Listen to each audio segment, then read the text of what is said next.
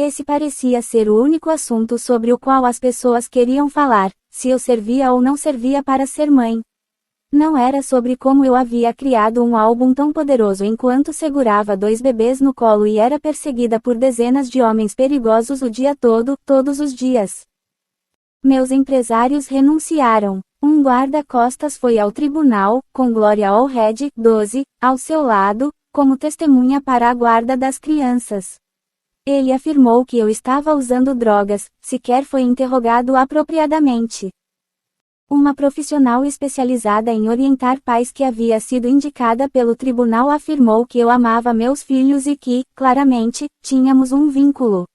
Ela também declarou que não havia absolutamente nada na minha casa que pudesse ser considerado abuso.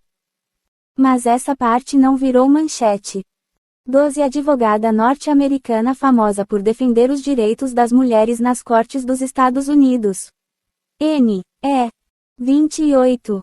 Um dia, no início de janeiro de 2008, eu estava com os meninos e, no fim da visita, um segurança que tinha trabalhado para mim e agora trabalhava para Kevin foi buscá-los. Primeiro ele colocou Preston no carro. Quando foi buscar Jaden, um pensamento me ocorreu: talvez eu nunca mais veja os meus filhos. Levando em consideração o modo como as coisas estavam indo com a questão da guarda, fiquei aterrorizada com a ideia de não ficar com as crianças novamente se as deixasse ir naquele momento. Corri para o banheiro com Jaden e tranquei a porta, simplesmente não consegui deixá-lo ir embora. Eu não queria que ninguém levasse o meu bebê. Um amigo estava lá e foi até a porta do banheiro e me disse que o segurança continuaria esperando. Segurei Jaden e chorei demais. Mas ninguém estava me dando mais tempo. Antes que eu soubesse o que estava acontecendo, uma equipe da SWAT usando uniformes pretos irrompeu pela porta do banheiro como se eu tivesse machucado alguém. Eu só era culpada por estar desesperada para ficar com meus próprios filhos por mais algumas horas e por querer alguma garantia de que não os perderia para sempre. Olhei para meu amigo e apenas falei: mas você disse que ele esperaria. Assim que tiraram Jaden de mim, me amarraram em uma maca e me levaram para o hospital. O hospital me liberou antes de as 72 horas de observação terminarem. Mas o estrago já estava feito. E não ajudou o fato de os paparazzi estarem me perseguindo ainda mais. Uma nova audiência de custódia foi marcada e me disseram que naquele momento, que eu havia ficado com tanto medo de perder meus filhos que entrei em pânico, eu os veria menos ainda. Senti que ninguém estava do meu lado. Até a minha família parecia não se importar. Foi perto de um feriado que descobri, em uma exclusiva nos tabloides, que a minha irmã de 16 anos estava grávida. A família escondeu isso de mim. Isso aconteceu na época em que Jamie Lynn quase pediu emancipação dos nossos pais. Dentre várias coisas, ela os acusava de não a deixarem usar o celular. Ela acabou tendo que usar celulares descartáveis que tinha em segredo para se comunicar. Eu agora vejo que, se alguém não está bem, e eu realmente não estava bem, essa é a hora em que você precisa ir até essa pessoa e apoiá-la. Kevin tirou meu mundo. Ele me destruiu, e a minha família não me apoiou. Comecei a suspeitar que eles estavam secretamente comemorando o fato de eu estar vivendo o pior momento da minha vida. Mas isso com certeza não poderia estar acontecendo, certo? Eu com certeza estava paranoica. Certo. 29. Los Angeles é quente e ensolarada o ano todo. Ao dirigir pela cidade, às vezes é difícil dizer qual é a estação do ano. Para onde quer que você olhe, as pessoas estão usando óculos escuros e bebericando algo gelado com um canudinho, sorrindo e rindo sob um céu azul limpo. Mas em janeiro de 2008, o inverno realmente pareceu inverno, até mesmo na Califórnia, porque eu me sentia sozinha e com frio, e estava hospitalizada. Talvez eu não devesse admitir isto, mas estava furiosa. Tomava muito Adderall, fui horrível e admito que cometi erros. Sentia tanta raiva por causa de tudo que tinha acontecido com Kevin. Insisti tanto com ele, eu havia dado tudo de mim. E ele se virou contra mim. Comecei a namorar um fotógrafo. Eu estava completamente apaixonada por ele. Ele tinha sido um paparazzo, e eu entendia o motivo de as pessoas pensarem que ele não era confiável, mas tudo que eu podia ver naquela época era o seu cavalheirismo comigo e como me ajudava quando os outros ficavam muito agressivos. Naquela época, eu falaria se não gostasse de algo, com certeza diria a você. E não pensaria duas vezes antes de fazer isso. Se eu tivesse levado um soco no rosto em Las Vegas, como aconteceu comigo em julho de 2023, eu teria revidado, tenho absoluta certeza disso. Eu não tinha medo. Estávamos sempre sendo perseguidos pelos paparazzi. As perseguições eram bem insanas, às vezes eram agressivas e, às vezes, divertidas também. Muitos dos paparazzi tentavam fazer com que eu parecesse estar mal para conseguir a foto que rendesse mais dinheiro e mostrar, ela está perdida e parece louca agora. Mas, às vezes, eles também queriam que eu parecesse bem. Um dia, o fotógrafo e eu estávamos sendo perseguidos, e esse foi um daqueles momentos com ele de que eu nunca vou me esquecer. Estávamos dirigindo rápido, perto da beira de um penhasco, e, não sei porquê, mas resolvi dar um cavalo de pau bem ali na beirada. Sinceramente, eu nem sabia que era capaz de fazer isso, não dá para entender, então acho que foi Deus. Mas eu consegui, as rodas traseiras do carro pararam no que parecia ser a beirada, e se as rodas tivessem girado mais umas 3 vezes, teríamos simplesmente caído no penhasco. Eu olhei para ele olhou para mim. A gente poderia simplesmente ter morrido, falei. Eu me senti tão viva. Como pais, estamos sempre dizendo aos nossos filhos, cuidado. Não faça isso, não faça aquilo. Mas mesmo que a segurança seja a coisa mais importante, também acredito na importância de termos despertares e de nos desafiarmos a nos sentir livres, a ser destemidos e vivenciar tudo o que o mundo tem a oferecer. Na época, eu não sabia que o fotógrafo era casado, não fazia ideia de que eu, basicamente, era a amante dele. Só descobri isso depois que havíamos terminado. Eu o achava muito divertido e o tempo que passamos juntos foi incrivelmente excitante. Ele era 10 anos mais velho que eu. Aonde quer que eu fosse, e durante um tempo eu saí bastante, os paparazzi estavam lá. E ainda assim, apesar de todos os relatos sobre eu estar descontrolada, não sei se alguma vez fiquei fora de mim de um modo que justificasse o que aconteceu na sequência. A verdade é que eu estava triste, profundamente triste, sentindo falta dos meus filhos quando eles estavam com Kevin. O fotógrafo me ajudou com a minha depressão. Eu ansiava por atenção, e ele me deu toda a atenção de que eu precisava. Foi um relacionamento baseado em luxúria. A minha família não gostava dele, mas havia muitas coisas neles de que eu não gostava também. O fotógrafo me encorajou a me rebelar. Ele me deixava sair com quem eu quisesse e ainda assim continuou me amando. Ele me amou incondicionalmente. Não era como a minha mãe gritando comigo porque eu ia a festas. Ele me dizia, garota, vai em frente, você pode, faça o que você quiser. Ele não era como o meu pai, que havia estabelecido condições impossíveis para me amar. E, assim, com o apoio do fotógrafo, vivi tudo o que eu queria viver. E parecia radical ser tão ousada, tão distante do que todo mundo queria que eu fosse. Eu falava como se estivesse louca. Berrava, aonde quer que eu fosse, até mesmo em restaurantes. As pessoas saíam para comer comigo e eu me deitava sobre a mesa. Era uma forma de dizer, foda-se, a qualquer um que cruzasse o meu caminho.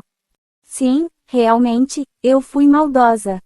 Ou talvez eu não tenha sido tão má enquanto sentia muita raiva.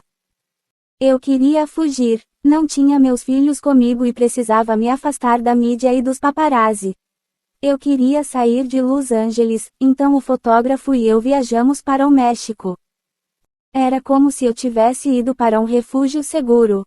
Em qualquer outro lugar haveria 1 milhão de pessoas do lado de fora da minha porta. Mas quando saí de LA, mesmo que tenha sido por um curto período, me senti distante de tudo isso. Funcionou, fiquei melhor por um tempo. Eu deveria ter aproveitado mais.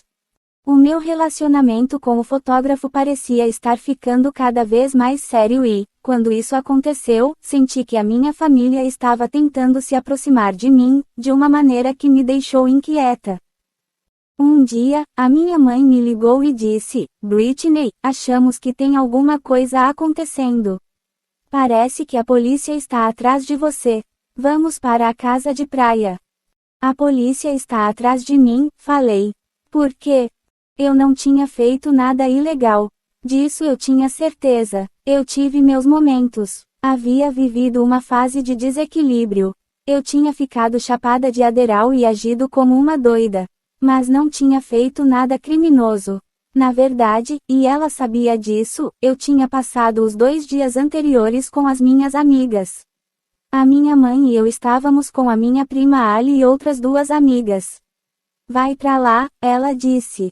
Queremos falar com você. Então fui para a casa. O fotógrafo me encontrou lá. Minha mãe estava agindo de forma suspeita. Quando o fotógrafo chegou, disse: tem alguma coisa acontecendo, né? Sim, respondi. Tem alguma coisa errada. De repente, havia helicópteros sobrevoando a casa. Isso é por minha causa? Perguntei para a minha mãe. Isso é uma piada? Não era uma piada. Do nada, uma equipe da SWAT composta pelo que pareciam 20 homens estava na minha casa. Que porra eu fiz? Eu gritava. Eu não fiz nada. Eu sabia que estava agindo de maneira descontrolada, mas não havia feito nada que justificasse eles me tratarem como se eu fosse uma assaltante de banco. Nada que justificasse virar minha vida de cabeça para baixo. Eu mais tarde começaria a acreditar que alguma coisa tinha mudado naquele mês desde a última vez que fui levada para o hospital para ser avaliada. Meu pai começou uma amizade muito próxima com Louise Taylor, a quem ele venerava. Ela foi uma figura central durante a implementação da curatela que posteriormente permitiria que eles assumissem o controle da minha carreira. Lou, que tinha acabado de abrir uma nova empresa chamada TriStar Sports e Entertainment Group, estava diretamente envolvida na tomada de decisões pouco antes da curatela. Na época, ela tinha poucos clientes reais. Ela basicamente usou o meu nome e o meu trabalho suado para construir sua empresa. A curatela, também conhecida como interdição, costuma ser reservada a pessoas sem capacidade mental, incapazes de cuidar de si mesmas.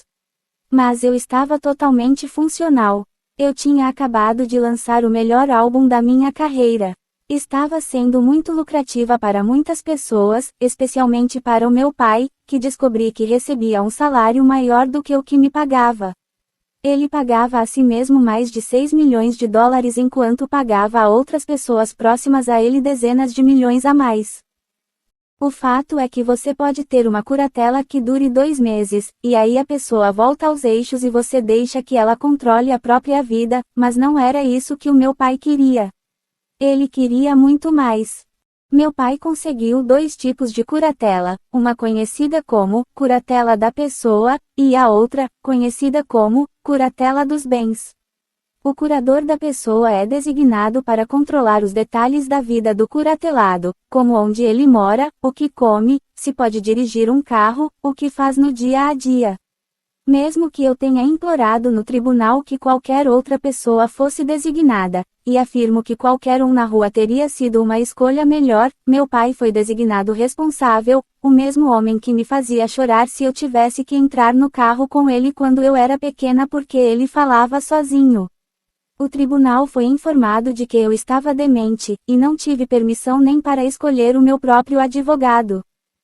O curador dos bens, no meu caso, um patrimônio no valor de dezenas de milhões de dólares em determinado momento, faz a gestão dos negócios do curatelado para evitar que fiquem sujeitos à influência indevida ou fraude. Esse papel foi assumido pelo meu pai com um advogado chamado Andrew Wallet, que acabaria recebendo 426 mil dólares por ano para me manter longe de meu próprio dinheiro. Eu seria forçada a pagar um salário anual de 500 mil dólares para o meu advogado nomeado pelo tribunal, e que eu não tinha permissão para trocar. Parecia que meu pai e o funcionário de Lou, Robin Greenhill, controlavam a minha vida e monitoravam cada movimento meu. Eu era uma popstar de 1,63 m que chamava todos de senhor e senhora. E eles me trataram como se eu fosse uma criminosa ou uma predadora. Houve momentos em que precisei do meu pai ao longo dos anos e pedi ajuda, e ele não estava lá. Mas quando chegou a hora de ele ser o curador, é claro que ele estava presente. Ele só se importava com o dinheiro. Da minha mãe, não posso dizer que ela foi melhor. Ela agiu inocentemente enquanto dormia na minha casa por 2 noites junto comigo e as minhas amigas. Ela sabia o tempo todo que eles me levariam embora. Estou convencida de que tudo isso foi planejado e que o meu pai, a minha mãe e Lou Taylor estavam todos envolvidos. A TriStar estava planejando ser minha co-curadora. Mais tarde, soube que, quando me colocaram sob curatela, logo após sua falência, meu pai tinha uma dívida financeira com Lou e devia a ela pelo menos $40 mil, um valor muito alto para ele, especialmente naquela época. Isso é o que meu novo advogado, Matthew Rosengart, mais tarde chamou de conflito de interesses, no tribunal. Pouco depois de eu ter sido levada ao hospital contra a minha vontade, fui informada de que os papéis da curatela tinham sido protocolados. 30. Enquanto a minha vida desmoronava, minha mãe estava escrevendo um livro de memórias. Ela escreveu sobre como tinha sido ver sua linda filha raspando a cabeça e se perguntar como aquilo era possível. Disse que eu costumava ser a garotinha mais feliz do mundo. Quando eu fazia um movimento errado, minha mãe parecia não se preocupar. Ela falaria sobre cada um dos erros que eu cometesse na televisão, promovendo seu livro.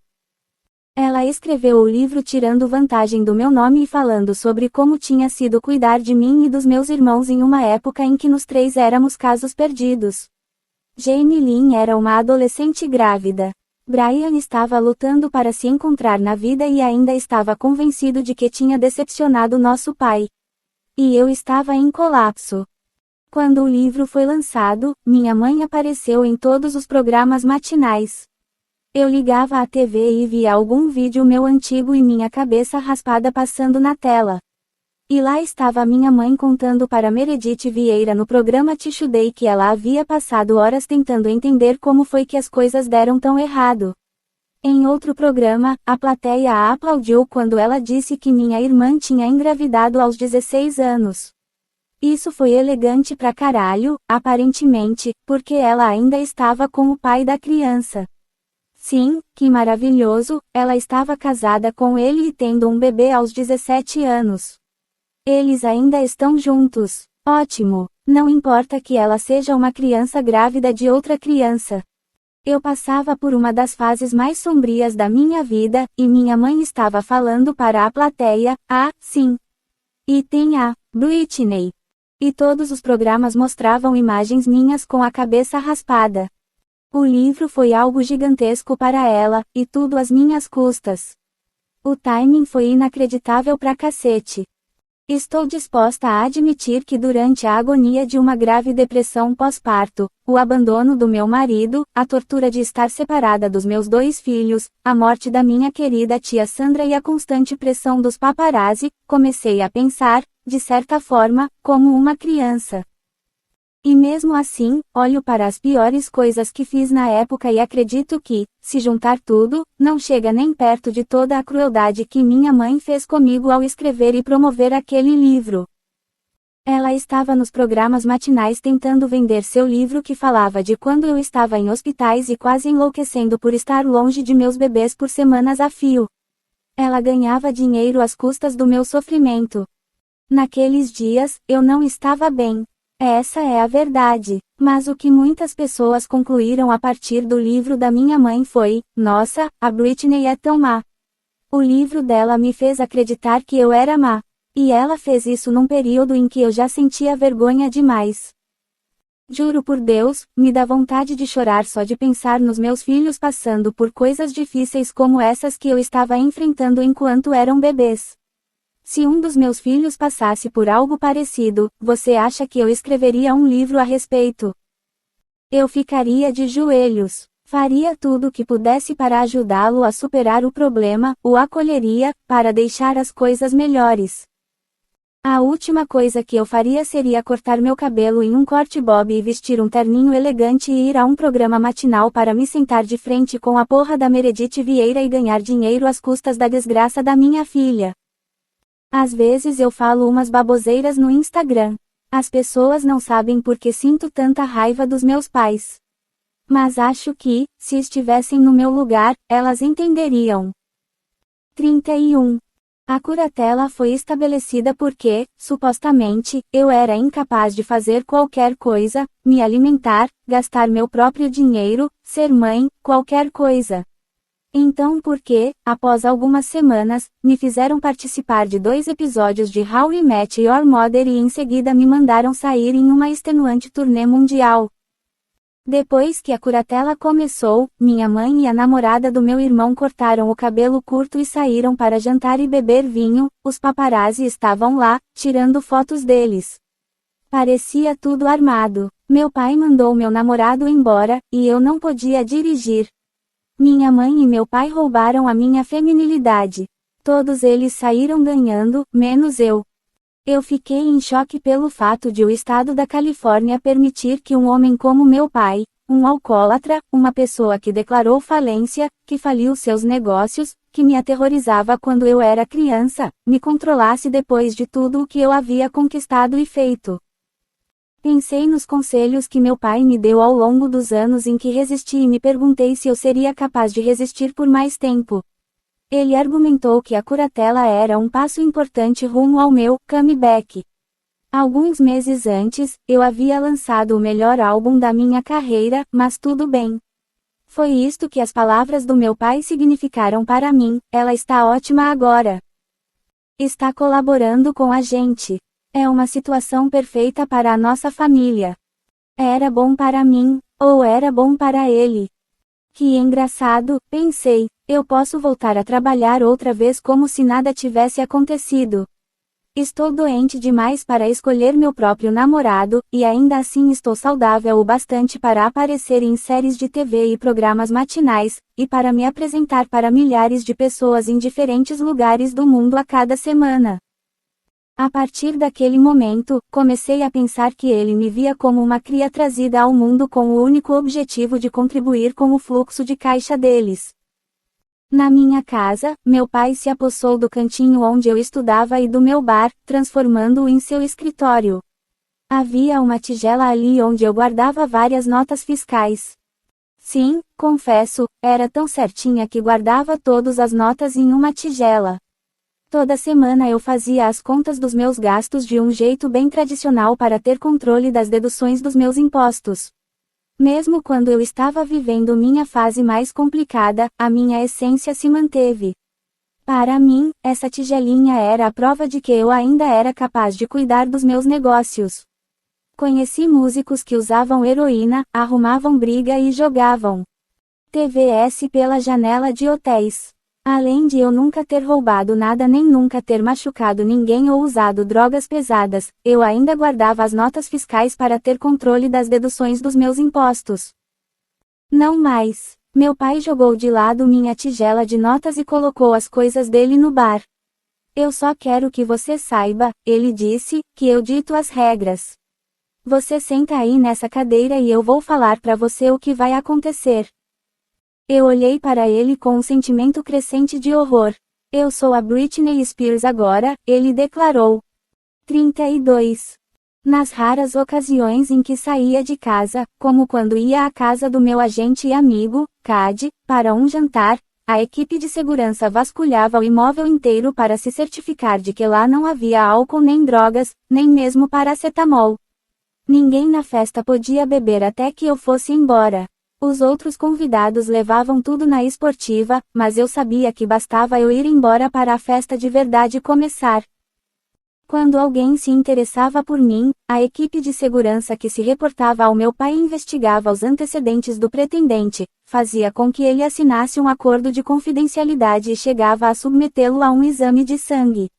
E meu pai também me disse que eu nunca mais poderia ver o fotógrafo com quem namorava. Antes de um encontro, Robin informava o homem a respeito dos meus históricos médico e sexual. Para ficar claro, isso acontecia antes do primeiro encontro.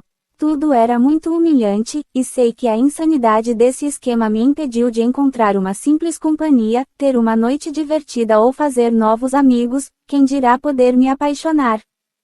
Agora, quando penso no modo como meu pai foi criado por Jun e no modo como ele me criou, desde o início eu sabia que seria um verdadeiro pesadelo tê-lo controlando tudo.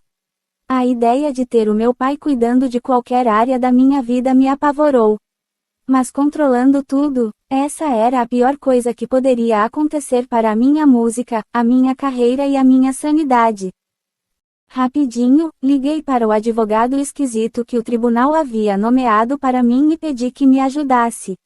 Inacreditavelmente, ele era tudo o que eu tinha, mesmo que eu não o houvesse escolhido. Me disseram que eu não podia contratar outra pessoa, porque meu advogado tinha que ser escolhido pela corte. Mais tarde, eu descobriria que isso foi uma mentira deslavada. Durante 13 anos eu não soube que poderia escolher o meu próprio advogado.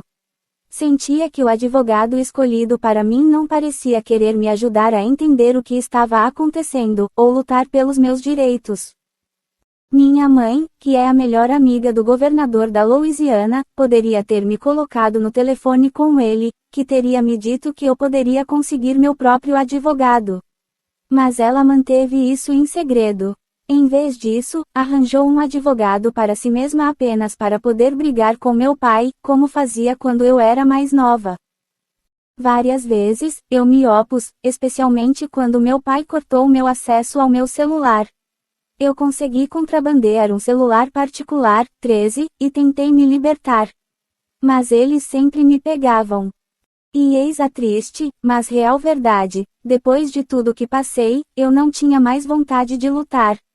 Eu estava cansada e com muito medo também. Após ser amarrada em uma maca, sabia que eles poderiam me prender quando quisessem. Eles poderiam tentar me matar, pensei. Comecei a imaginar se queriam fazer isso. Quando meu pai disse, eu que mando aqui, pensei, isso é demais para mim.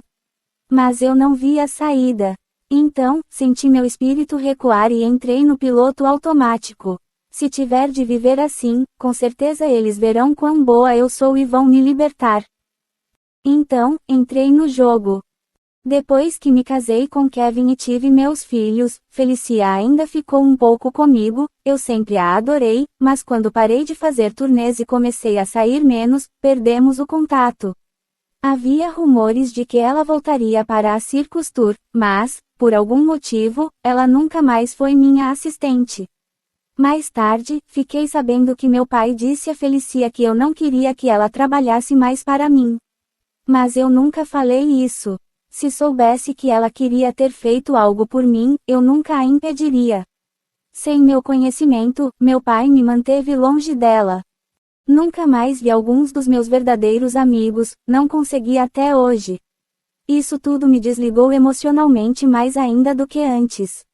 Meus pais fizeram alguns amigos antigos me visitar para tentar me fazer sentir melhor.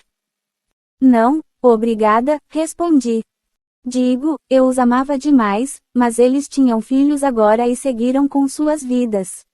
A visita deles me parecia mais solidariedade do que vontade de se relacionar. Ajuda é algo bom, mas só quando é solicitada. Não quando não é uma escolha. É muito difícil relembrar esse capítulo obscuro da minha vida e pensar sobre tudo que poderia ter sido diferente se eu tivesse resistido mais. Não gosto, de jeito nenhum, de pensar nisso, não mesmo. Não posso me dar ao luxo disso, honestamente. Já passei por muita coisa. E, quando a curatela começou, era verdade que eu estava farriando muito. Fisicamente, meu corpo não aguentava mais. Era hora de sossegar, mas eu parti de um extremo a outro. Numa hora estava farriando e, na outra, tinha virado uma monja. Sob a curatela, eu não fazia nada. Um dia, eu estava com o fotógrafo, correndo por aí com o meu carro, vivendo a vida. E, do nada, eu estava sozinha, sem fazer nada, nem mesmo me era permitido usar meu celular. Fui do vinho para a água. Na minha vida antiga eu tinha liberdade, a liberdade de tomar minhas próprias decisões, organizar minha agenda, acordar e decidir o que eu faria no dia. Mesmo os dias mais difíceis eram os meus dias difíceis. No momento em que desisti de lutar, na minha nova vida, eu acordava todas as manhãs e fazia uma única pergunta: o que vamos fazer? E eu fazia o que me mandavam fazer. Quando ficava sozinha à noite, tentava encontrar inspiração na beleza ou me transportava para a música, para filmes, ou livros, qualquer coisa que me ajudasse a não pensar no horror em que eu vivia. Assim como quando era criança, eu procurava outros mundos como fuga. Parecia que todos os pedidos passavam pelo meu pai e Robin. Eles decidiam aonde e com quem eu iria. Sob a orientação de Robin, os seguranças me entregavam envelopes com os remédios que eu deveria tomar e se certificavam de que tinha tomado todos. Eles colocaram controle parental no meu iPhone. Tudo era examinado e controlado. Tudo. Eu ia dormir cedo para, então, acordar e fazer o que me mandavam fazer. Todo dia era assim. Todo dia era igual ao anterior. Parecia aquele filme Feitiço do Tempo. Eu vivi assim por 13 anos. Se você estiver se perguntando por que aceitei viver assim, eu tive um bom motivo. Fiz isso pelos meus filhos. Como segui as regras, pude encontrar os meus meninos. Era uma experiência única poder abraçá-los novamente. Quando eles adormeceram perto de mim na nossa primeira noite juntos, me senti completa pela primeira vez em meses. Eu apenas ficava observando os dois dormindo e me sentia a pessoa mais sortuda do mundo.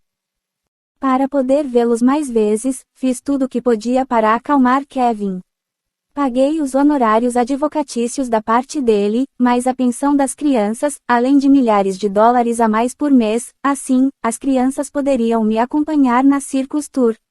Naquele curto período, fui ao programa Good Morning America, iluminei a árvore de Natal em Los Angeles, participei do programa da Ellen e fiz shows na Europa e na Austrália. Mas, novamente, a questão me incomodava.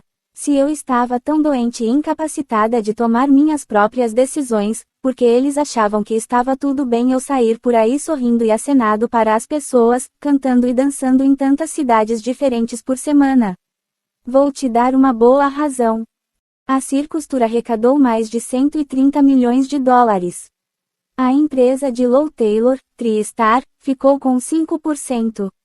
E soube, depois da curatela, que mesmo quando eu estava em hiato em 2019 e o dinheiro não entrava, meu pai pagava a eles uma taxa fixa, mínima a mais, de modo que eles receberam centenas de milhares de dólares a mais. Meu pai também recebeu uma porcentagem, e ao longo da curatela, ganhava cerca de 16 mil dólares por mês, mais do que já tinha ganhado antes. Ele lucrou muito com a curatela, tornando-se um multimilionário. Trocar a minha liberdade por cochilos com meus filhos, era o tipo de acordo que eu faria. Não há nada que eu ame mais, não há nada mais importante para mim na face da terra, do que meus filhos. Abdico da minha vida por eles. Então, pensei, por que não a minha liberdade? 13 Um celular particular bloqueia o ID do aparelho, ou seja, ao contatar alguém, o número e a localização do celular não são visíveis. N. 33. Como você mantém a esperança? Eu decidi aceitar a curatela para o bem dos meus filhos, mas viver assim era muito difícil. Eu sabia que havia algo em mim que diminuía a cada dia. Ao longo do tempo, a chama dentro de mim se apagou. A luz se extinguiu dos meus olhos. Sei que meus fãs são capazes de ver isso, mesmo sem entender tudo o que acontecia, porque eu era rigidamente controlada. Me compadeço muito pela mulher que fui antes da curatela, quando eu gravava Blackout. Mesmo sendo descrita como rebelde e selvagem, meu melhor trabalho foi realizado nessa época. Contudo, foi num momento horrível. Eu tinha meus 2 bebês e sempre havia briga porque eu queria vê-los. Eu penso nisso agora e acho que fui sábia o suficiente para focar minha vida em casa e nada mais, por mais difícil que fosse. Na época, Kevin me dizia: bem, se você se encontrar comigo neste fim de semana, teremos um encontro de 2 horas onde faremos X e Y, então, pode ser que eu deixe você ver os meninos um pouco mais. Tudo era praticamente um pacto com o diabo para eu conseguir o que queria. Eu fui rebelde, sim, mas vejo agora que há uma razão para as pessoas agirem assim.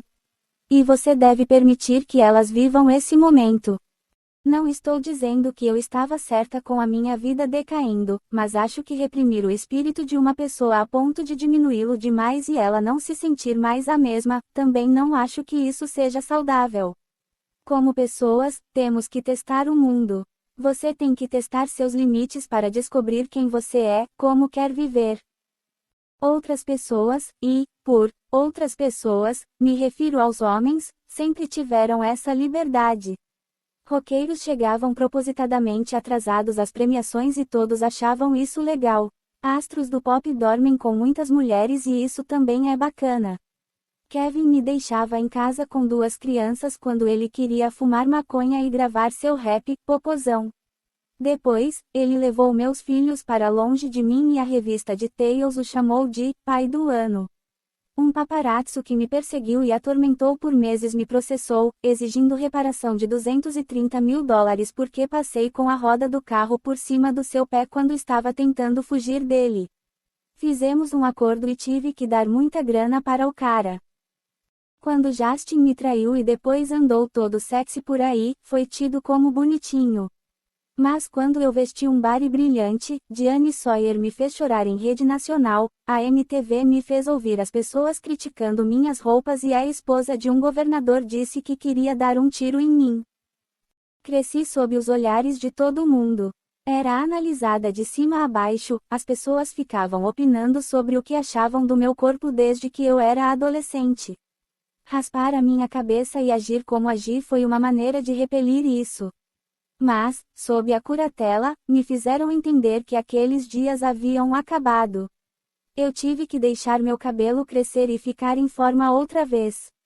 Dormia cedo e tomava qualquer remédio que eles me davam. Se eu achava que a imprensa criticar meu corpo era ruim, doía ainda mais quando as críticas vinham do meu próprio pai. Repetidamente, ele me dizia que eu estava gorda e que tinha que fazer algo a respeito. Então, todos os dias eu vestia minha roupa de academia e ia malhar. Tinha uns momentos de criatividade aqui e ali, mas eu já não tinha o entusiasmo de antes. Nesse momento, minha paixão por cantar e dançar eram praticamente uma piada. Sentir-se incompetente o tempo todo destrói você por dentro quando criança. Ele martelou essa mensagem em mim quando eu era pequena e, mesmo depois de ter conquistado tantas coisas, continuava fazendo isso comigo. Você me destruiu como pessoa, queria dizer para o meu pai. Agora você está me obrigando a trabalhar para você. Eu vou fazer isso, mas estarei morta se fizer isso de coração. Eu me tornei um robô. Mas não um robô qualquer, uma espécie de criança robô. Fui tão infantilizada que acabei perdendo partes do que compunha o meu eu verdadeiro. Qualquer coisa que meu pai ou minha mãe dissessem para fazer eu rejeitava. Meu orgulho como mulher não me permitia levá-los a sério. A curatela roubou a minha feminilidade, me fazendo ser criança outra vez. Me tornei mais uma entidade do que uma pessoa no palco. Sempre senti a música correndo pelas minhas veias, e eles roubaram isso de mim.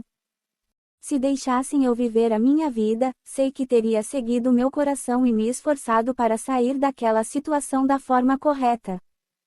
Por 13 anos vivi à sombra de mim mesma. Relembrar, agora, a forma como meu pai e seus sócios controlaram meu corpo e meu dinheiro por tanto tempo me enoja. Pense em quantos artistas homens apostaram todo seu dinheiro e perderam, quantos tiveram problemas com drogas ou de saúde mental. Ninguém tentou tirar deles o poder de decisão sobre seu corpo e suas finanças. Eu não mereci o que minha família fez comigo. O fato é, conquistei muitas coisas durante o período em que, supostamente, eu era incapaz de cuidar de mim mesma. Em 2008, ganhei mais de 20 prêmios, incluindo o de Mulher do Ano, da revista Cosmopolitan. Um ano depois daquele VMA em que tiraram sarro de minha performance de Gimme More, ganhei 3 Mumman. O clipe de Piece of Me venceu todas as categorias em que concorreu, incluindo a de Clipe do Ano. Eu agradeci a Deus, aos meus filhos e aos meus fãs por ficarem ao meu lado. Às vezes eu achava quase cômica a quantidade de prêmios que ganhei com um álbum que tinha feito enquanto eu estava, supostamente, tão incapacitada a ponto de precisar ser controlada pela minha família. A verdade, no entanto, é que quando parei para pensar nisso por um bom tempo, não foi nada engraçado. 34. De maneira geral, enquanto eu continuava, diariamente, me sentindo miserável, fui capaz de encontrar felicidade e conforto em meus meninos e na minha rotina. Eu namorei Jason Travick. Ele era 10 anos mais velho e tinha uma vida estruturada. Eu amei o fato de que ele não era artista e, em vez disso, era agente, então sabia como era o mundo em que eu vivia e entendia a minha vida. Ficamos juntos por 3 anos. Quando saíamos juntos, Jason era extremamente vigilante. Eu era muito sem noção às vezes, mas não sou mais assim. Agora, basicamente, sou uma agente da CIA. Jason sempre observava tudo, monitorava obsessivamente a situação. Eu vivi cercada por paparazzi por tanto tempo que sabia o que estava acontecendo.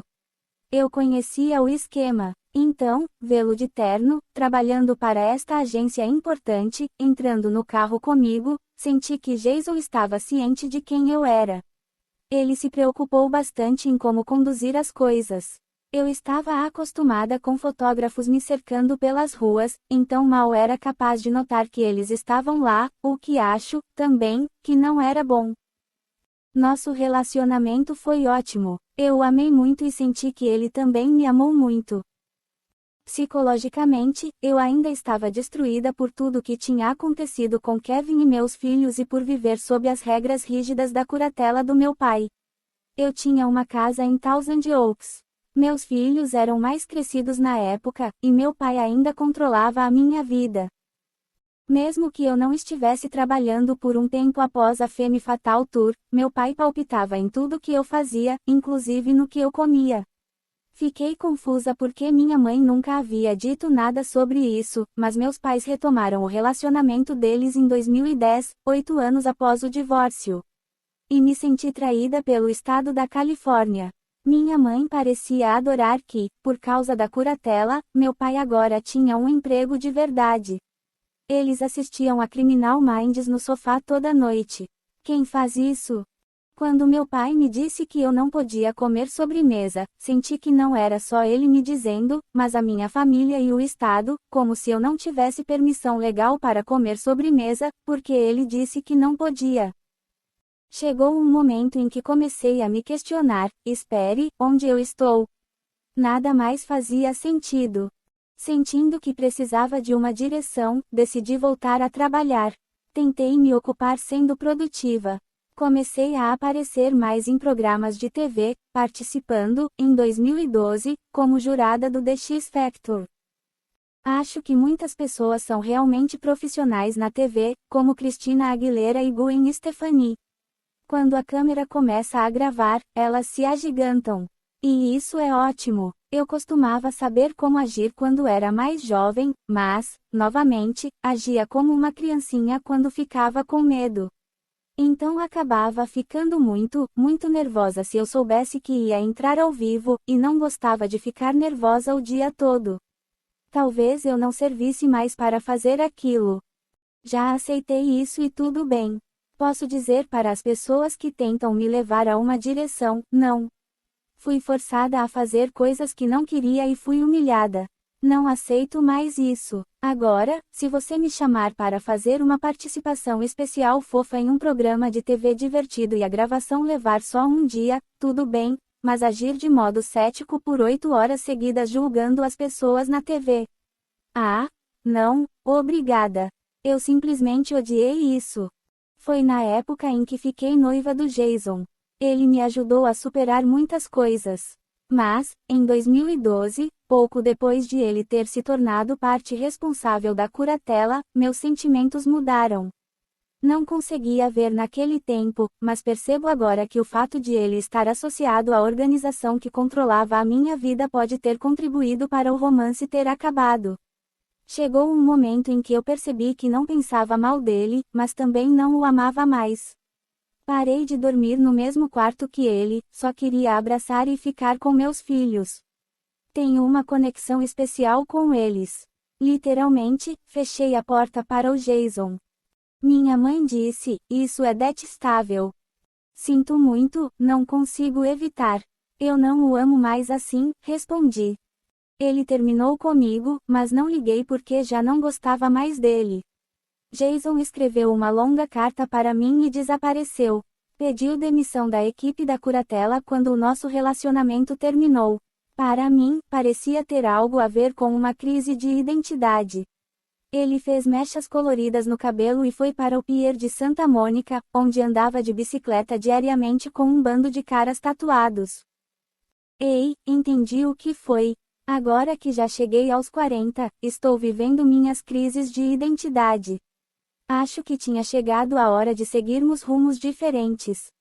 Fazer as turnês sob a curatela significava estar rigidamente sóbria, então não podia ingerir nada de álcool.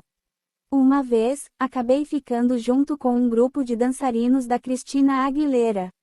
Nos encontramos com Christina em Los Angeles. Ela não parecia bem, mas eu e os dançarinos acabamos nadando em uma belíssima piscina e curtindo em uma jacuzzi. Teria sido mais legal se tivéssemos drinks, para a gente se soltar com mais audácia e alegria.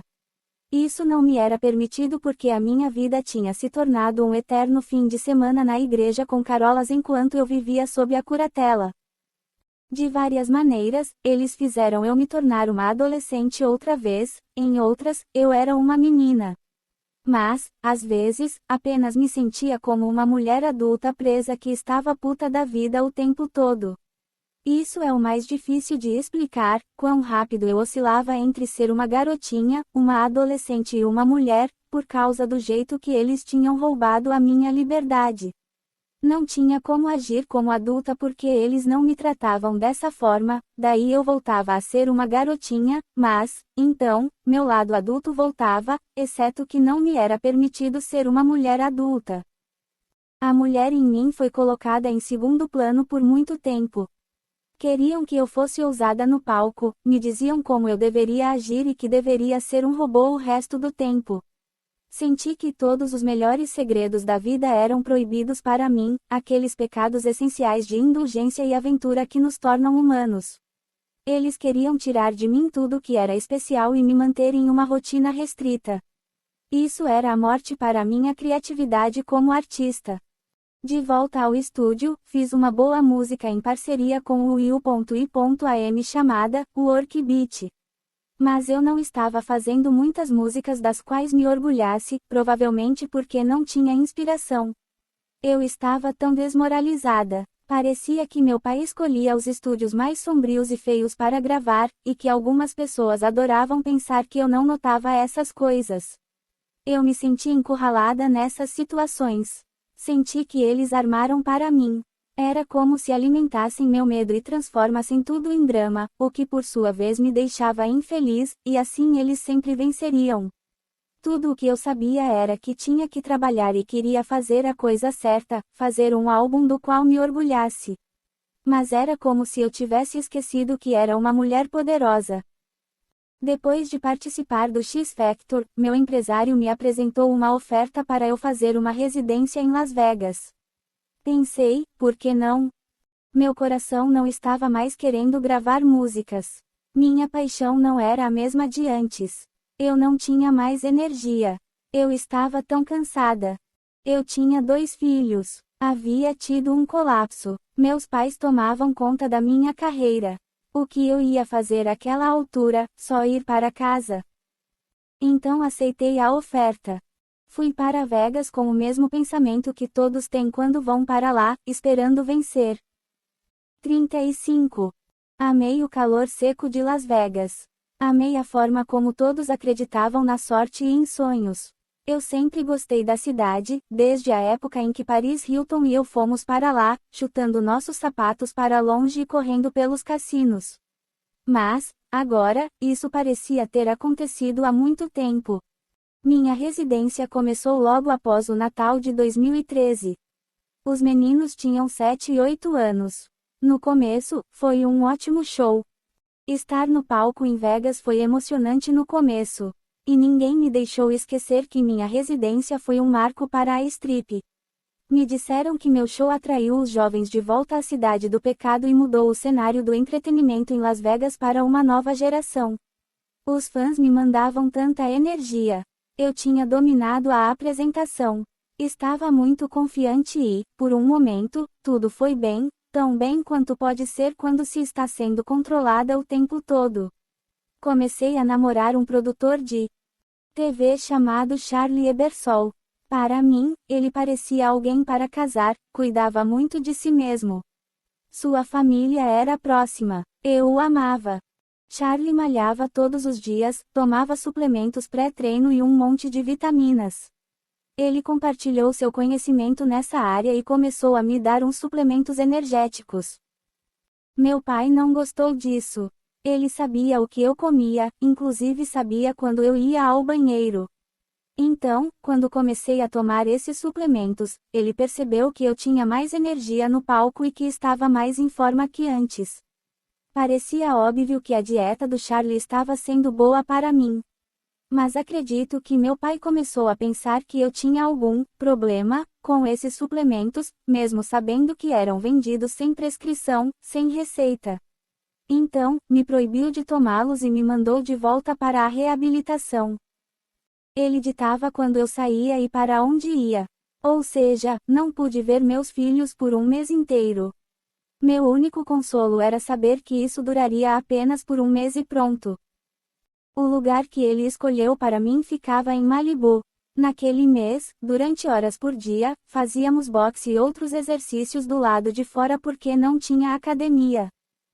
Muitas pessoas ali tinham um grau de vício em drogas muito alto. Eu tinha medo de estar ali. Ao menos, podia ter um segurança com quem eu almoçava todos os dias.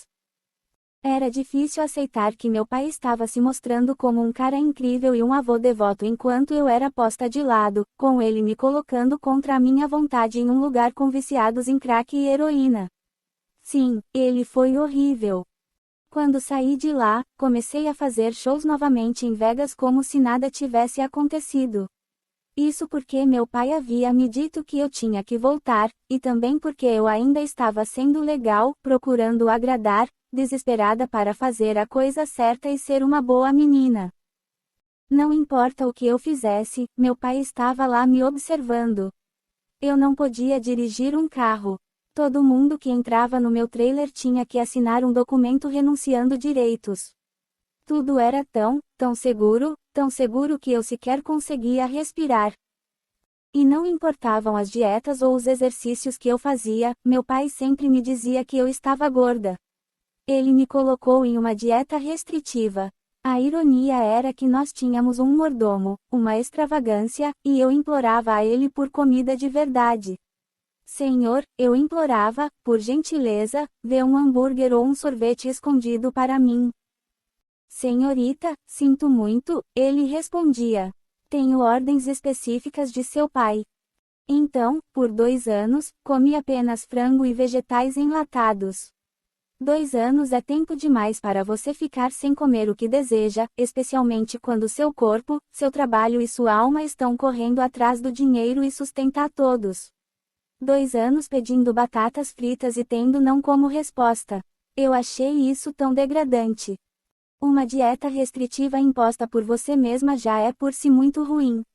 Mas quando alguém te impede de comer uma comida que você deseja, tudo fica pior.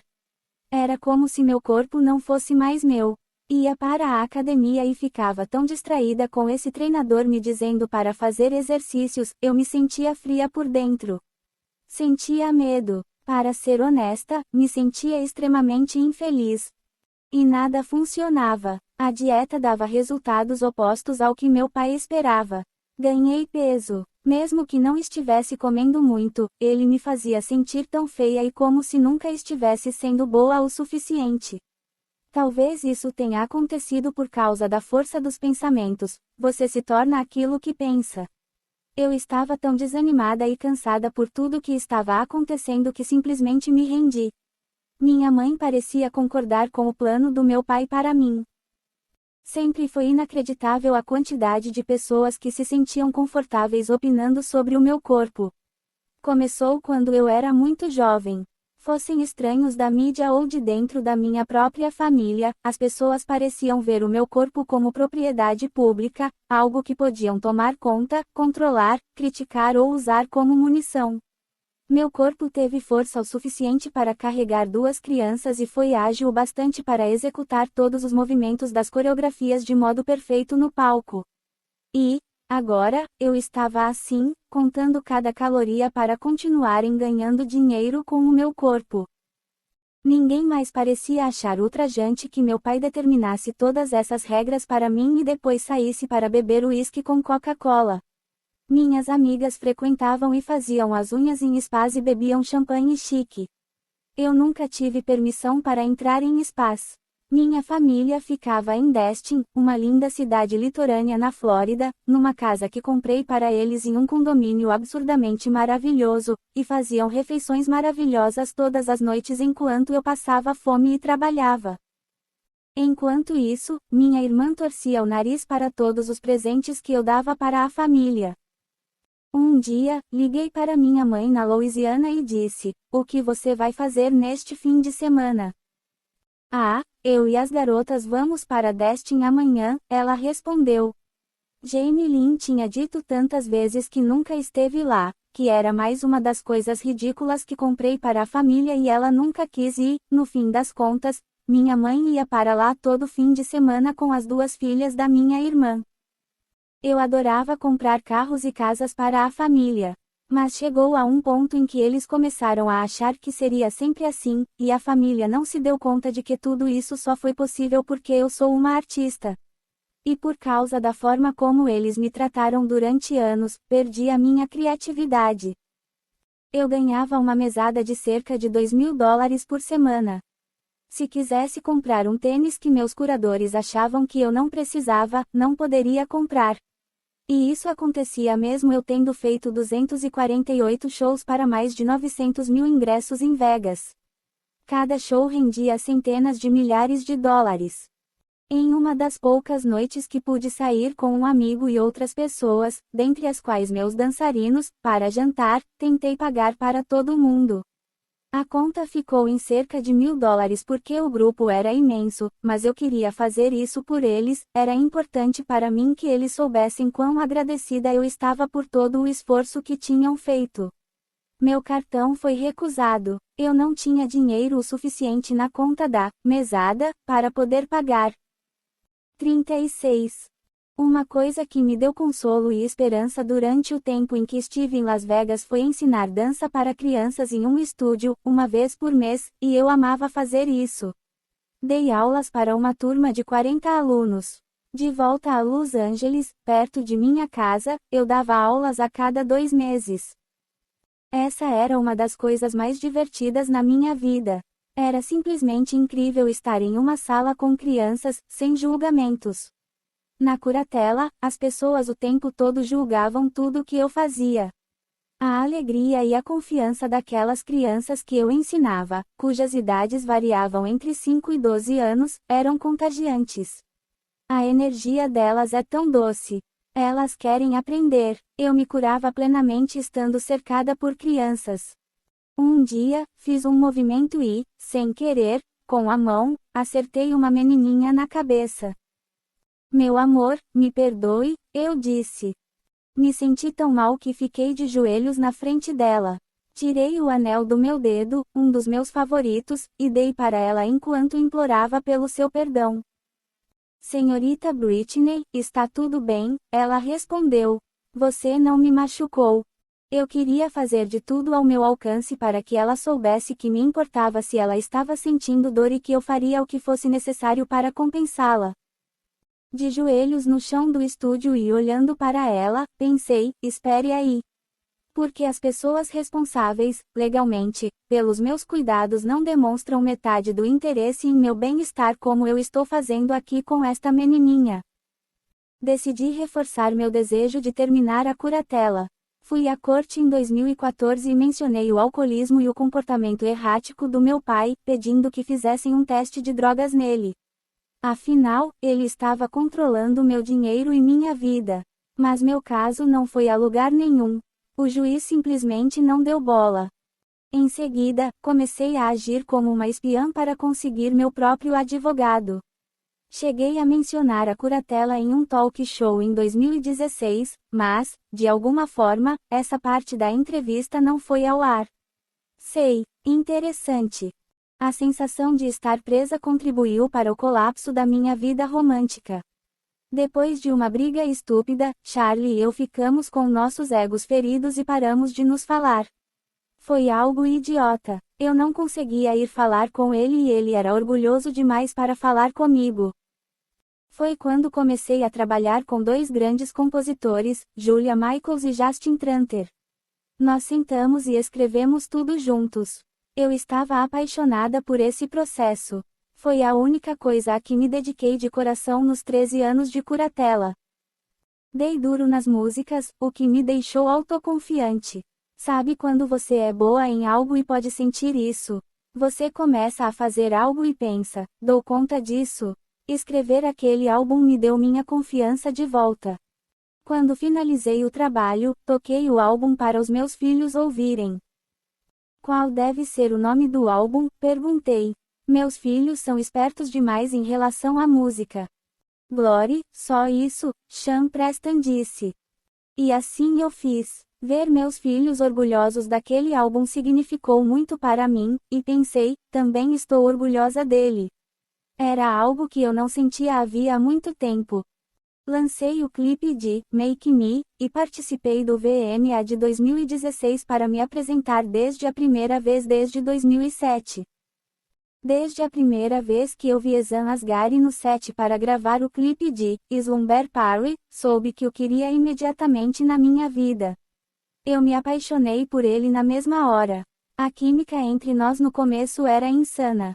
Não conseguíamos nos desgrudar. Ele me chamava de Leoa. Na mesma hora, os tabloides começaram a dizer que ele estava me traindo. A gente estava junto havia 2 semanas. Nós continuamos juntos. Comecei a sentir a luz dentro de mim voltar a brilhar. Então, meu pai decidiu me mandar para tratamento outra vez porque eu dei um jeito de conseguir meus suplementos energéticos. Ele achou que eu tinha um problema, mas se mostrou misericordioso e disse que eu poderia ser uma paciente sem precisar ficar internada, desde que eu fosse 4 vezes por semana ao Alcoólicos Anônimos. Inicialmente, eu não quis, mas as mulheres que conheci ali começaram a me inspirar. Eu ouvia todas elas contando suas histórias e pensava, essas mulheres são brilhantes. As histórias delas, na verdade, eram extremamente profundas. Senti uma conexão humana nesses encontros que nunca tive em nenhum outro lugar em minha vida. Então, no começo, realmente curti. Mas algumas das meninas nem sempre apareciam. Elas podiam escolher as reuniões às quais gostariam de ir. Eu não tinha esse poder de escolha. Amigos que conheci lá iam apenas 2 vezes por semana, ou então iam pela manhã um dia e à noite no outro. Eu não podia fazer o mesmo. Eu tinha que ir aos mesmos encontros toda semana, não importava o que acontecesse. Depois de uma exaustiva sequência de shows, voltei para casa e encontrei meus filhos juntos com minha assistente, minha mãe e meu pai. Hora do encontro, meu pai disse. Tem jeito de eu ficar em casa agora e assistir a um filme com os meninos. Eu nunca perdi um encontro, falei. Nunca assisti um filme com os meus filhos na minha casa em Vegas. Pensei que podíamos fazer pipoca e passar um tempo maravilhoso juntos. Não, você precisa ir, ele respondeu. Olhei para a minha mãe, esperando que me apoiasse, mas ela virou o rosto. Naquele momento, eu comecei a sentir que estava num culto e que meu pai era o líder. Eles me tratavam como se eu estivesse em dívida com ele. Mas eu me comportava tão bem, pensei, considerando o quanto havia me esforçado nos shows. Não, eu não me saí bem, fui ótima. Seria algo que constantemente passaria pela minha cabeça, sem parar, pelos próximos anos quando eu pensava que não apenas tinha atendido, mas superado, as expectativas impostas a mim, e como era injusto que eu ainda não estivesse livre. Eu me esforcei tanto e cumpri a agenda imposta a mim, basicamente 4 semanas disponíveis, 4 semanas não. Quando estava disponível, fazia 3 shows com 2 horas de duração por semana. E, nessa alternância, também cumpri as outras determinações. Fui aos encontros do AA, 2 horas de terapia e 3 horas de academia por semana, além dos meet e greet com os fãs e 3 shows. Eu estava exaurida, e queria controlar o meu destino. Uma cabeleireira deu uma olhada na minha agenda e disse: "Meu bem, o que você está fazendo?" Ela tinha 2 filhas pequenas e era uma pessoa muito maternal. Eu gostava muito dela. "Você acha um exagero?" perguntei. "Acho que é mais do que exagero", ela respondeu, "isso é insano." Ela se aproximou de mim como se fosse me contar um segredo. "Olha", ela disse, "para ser criativa, você precisa ter tempo para se divertir em sua agenda. Isso vai te guiar para que você possa ter tempo para si mesma. Sei lá, que seja para ficar olhando para a parede, se você quiser. As pessoas precisam disso."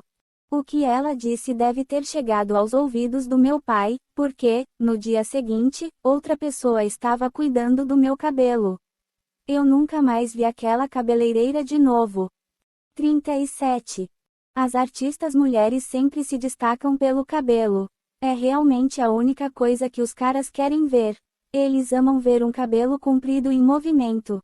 Eles desejam que você bata cabelo. Se o seu cabelo estiver sendo balançado, acham que você está se divertindo. Nos momentos mais humilhantes da residência em Las Vegas, usei perucas apertadíssimas e dancei de um jeito sem mover um fio de cabelo na minha cabeça. Todo mundo que estava ganhando dinheiro às minhas custas queria que eu movimentasse meu cabelo e eu sabia disso, então fiz de tudo para não satisfazê-los. Quando me lembro disso, percebo o quanto me contive no palco para tentar punir as pessoas que me mantinham presa, e com isso acabei punindo todos, inclusive meus fãs leais, inclusive eu mesma. Mas agora eu sei porque vivi nesse estado de dormência ao longo dos últimos 13 anos. Eu estava traumatizada. Ao me conter no palco, eu estava tentando me rebelar de alguma forma, mesmo que apenas eu soubesse que aquilo acontecia. E, dessa forma, não fiquei jogando meu cabelo de um lado para o outro, ou fiquei flertando. Dancei, cantei as notas, mas não coloquei minha alma nas coisas que fiz como no passado. Diminuir a minha energia no palco foi a minha forma de desacelerar a máquina. Como artista, não me sentia capaz de alcançar a liberdade que eu tinha antes. E isso que nós, artistas, temos, a liberdade de sermos quem somos e fazer o que fazemos. Eu não tinha essa liberdade sob a curatela. Eu queria ser uma mulher no mundo. Sob a curatela, não podia ser uma mulher de forma nenhuma. Era diferente, porém, com Glory. À medida que os singles de Glory começaram a tocar por aí, aos poucos fui me entusiasmando quanto às minhas apresentações. Voltei a usar saltos altos. Quando não estava me esforçando e apenas me impunha no palco, me sentia muito poderosa. E foi quando pude realmente sentir o público me deixando feliz. Ao promover Glory, voltei a me sentir melhor comigo mesma. No 3º ano vivendo em Vegas, um pouco da minha paixão estava voltando. Comecei a curtir o encantamento de me apresentar na Cidade do Pecado todas as noites e a espontaneidade de me sentir viva em frente ao público. Mesmo que eu não conseguisse dar o meu melhor, várias partes dentro de mim começaram a despertar outra vez. Eu fui capaz de restabelecer a conexão entre artista e público. Eu tinha dificuldades em explicar para as pessoas que nunca tinham estado no palco como era sentir a conexão entre seu corpo e o de outras pessoas ao seu redor. A única metáfora que realmente funciona é a da eletricidade. Você se sente elétrica. A energia sai de você e vai para a multidão e então volta para você em um looping contínuo. Por muito tempo, funcionei no piloto automático. A única corrente que eu podia acessar era qualquer coisa dentro de mim que me mantivesse em movimento. Aos poucos, voltei a acreditar nas minhas habilidades novamente. Por um tempo, mantive isso em segredo. Da mesma forma que eu ia para os meus sonhos para fugir do caos dos meus pais quando eu era pequena, em Las Vegas, já adulta e com muito menos liberdade do que quando era criança, escapei para um novo sonho, estar livre da minha família e voltar a ser a artista que eu sabia que existia em mim. Tudo começou a parecer possível. Ezan e eu nos aproximamos tanto que começamos a falar sobre ter um filho juntos. Mas eu já tinha entrado nos 30, então sabia que o tempo estava correndo. No início da curatela, eu me senti sobrecarregada com as consultas médicas. Médicos e médicos e médicos, provavelmente 12 por semana, vinham até a minha casa. E, ainda assim, meu pai não permitia que eu fosse até um médico quando pedi para agendar a retirada do DIU. Quando estava sob a curatela, tudo era controlado, com seguranças em todos os lugares. Minha vida inteira mudou de uma forma que poderia ser fisicamente mais segura para mim, porém foi absolutamente horrível para eu sentir alegria e ter criatividade. Muitas pessoas me disseram: "Ah, sua vida está salva." Mas isso não era verdade. Tudo depende da forma como você observa a situação. Trata-se de perspectiva. Minha música era a minha vida, e a curatela foi mortal para ela, e isso aniquilou minha alma.